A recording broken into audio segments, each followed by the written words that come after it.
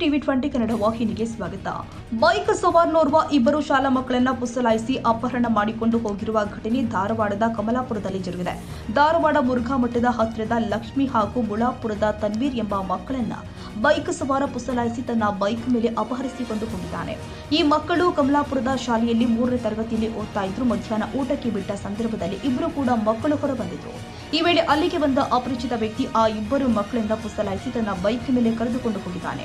ಮಧ್ಯಾಹ್ನ ವಾಪಸ್ ಮಕ್ಕಳು ಶಾಲೆಗೆ ಬರದೆ ಹೋದಾಗ ಪಾಲಕರು ಅವರು ಮನೆಯವರಿಗೆ ತಿಳಿಸಿದ್ದಾರೆ. ಸಂಜೆ ಶಾಲೆ ಬಿಟ್ಟ ನಂತರವೂ ಕೂಡ ಮಕ್ಕಳು ಮನೆಗೆ ಬರದೆ ಹೋದಾಗ ಎಲ್ಲರೂ ಕೂಡ ಗಾಬರಿಗೊಂಡಿದ್ದಾರೆ. ಸ್ಥಳೀಯರು ಅಲ್ಲಿನ ಸಿಸಿಟಿವಿ ಕ್ಯಾಮೆರಾ ಪರಿಶೀಲನೆ ಮಾಡಿದಾಗ ಬೈಕ್ ಸವಾರನೋರ್ವ ಇಬ್ಬರು ಮಕ್ಕಳನ್ನ ಅಪಹರಿಸಿಕೊಂಡು ಹೋಗಿರುವ ದೃಶ್ಯ ಸ್ಪಷ್ಟವಾಗಿ ಕಂಡುಬಂದಿದೆ.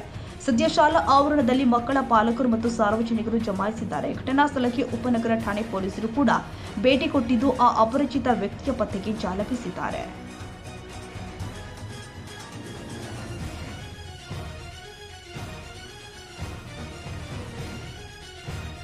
ಕನ್ನಡಿಗರ ಮೆಚ್ಚಿನ ನಿಮ್ಮ ಟಿವಿ 20 ಕನ್ನಡ ವಾಹಿನಿ ಇದೀಗ ಟಿವಿಯಲ್ಲಿ ಲಭ್ಯ.